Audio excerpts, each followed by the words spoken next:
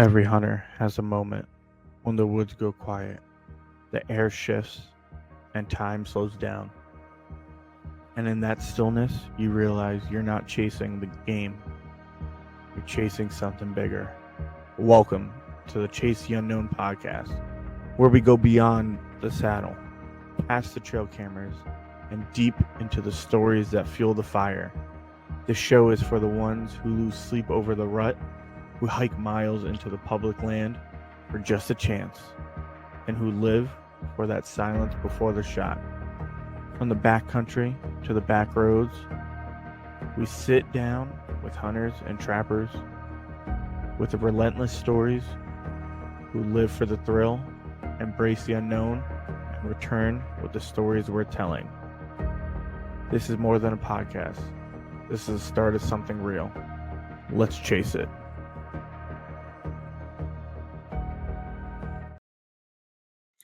Today's guest is a straight up killer in the whitetail woods, founder of ASIO Gear, relentless bow hunter, and builder of the Mission Whitetail movement. Joe Miles has always made it his mission to outwork, outthink, and outhunt mature bucks on his home turf. ASIO's camo was specifically built for the whitetail woods, for the built-in concealment for tree stand hunters or saddle hunters who know every second counts, no gimmicks, just gear that disappears when it matters most. Joe's Joe's not chasing trends, he's chasing legacy from brutal all-day sits in the southern heat to outsmarting big bucks in high-pressure zones. Joe breaks down the mindset, the tactics, and the grit it takes to get it done when few can. If you're serious about putting mature deer down on the ground, you're in the right place. Let's get into it. Joe, welcome to the show. Man, thank you for having me. I'm super pumped to be here with you today. I appreciate you working out the time and getting me on here, man. No, definitely. Like I will say, like it's a huge pleasure of mine, and for especially whitetail hunters and bow hunters, like I gotta say, like I first I'm somebody who likes to see stuff first, and I actually first saw I've heard a lot about it. I know a bunch of guys like Ryan Pledger and everything like that. Like they love wearing Osio and everything like that, and I was like, I want it. Can't wait to see it. Can't wait to see it. And I went to the Great American Outdoor Show as we do every single year. But I stopped by the booth and everything like that, and finally got to see the everything in person. And honestly, I was telling Ryan, like I'm absolutely blown away. Like I've heard a lot, I've heard a lot of great things. One of our team guys and everything like that, Steve, he moved to some of your guys' early season stuff and everything like that.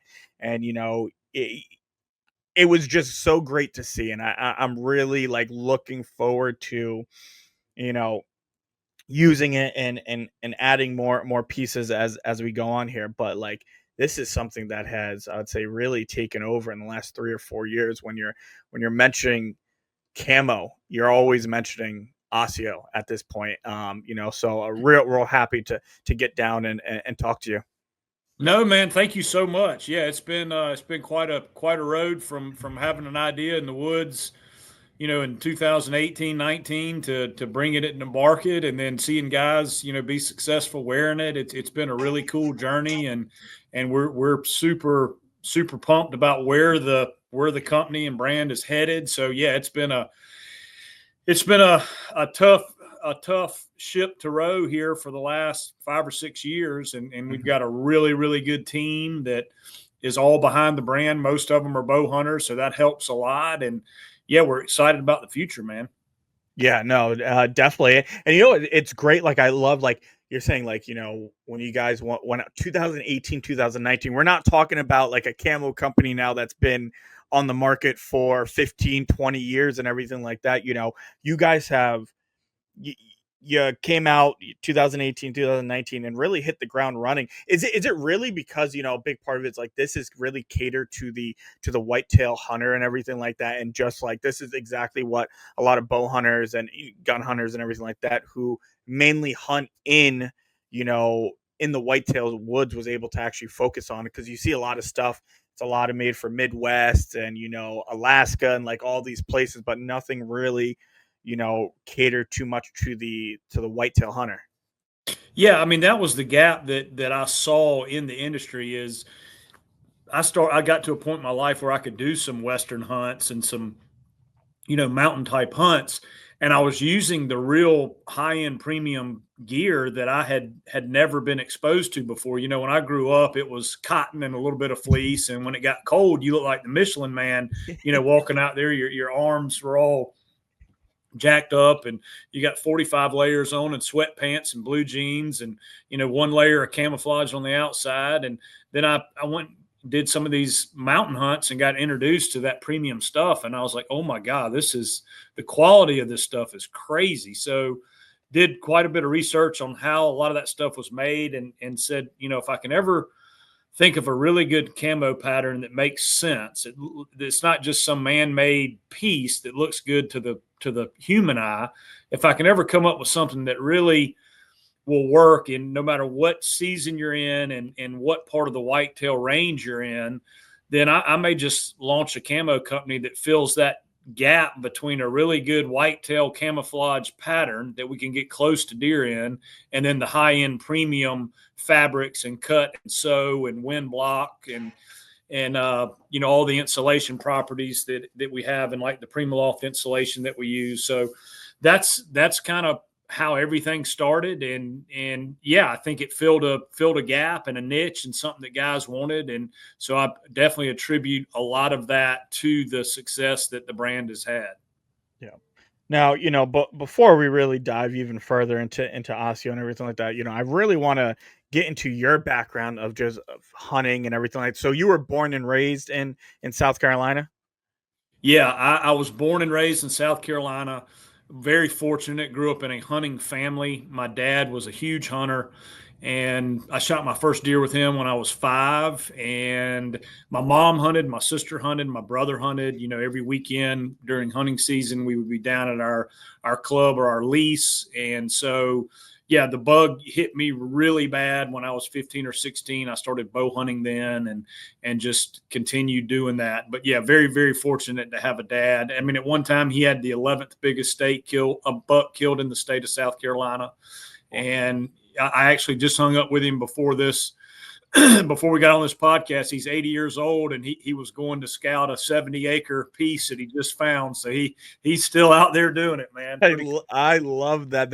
Yeah. That's absolutely incredible. And that's the one thing I think part of, like, as for to watch your father now, and still doing it, in the 80s and everything like that. And like we're just talking about, it's hot as hell out. Like he's going out still, and it's hot, it's humid, and you guys are more south than us, so I can only imagine what it's like. But that's just pure dedication. And that's really, really when you love it. Like, you still have got to have that itch, Yeah. what I mean, at 80 and everything, like, to still go out. So that's something nice that you've got to see, and everything. That's like, all right, yeah, that's, I want to be able to chase deer, like, like my Yeah. dad, Yeah. when I'm 80 and everything like that. That's the goal. For sure. Yeah, no doubt. Yeah, so yeah, man, I South Carolina home, still hunt here a lot. Already got a couple cameras out. Need to get some more out here after the 4th.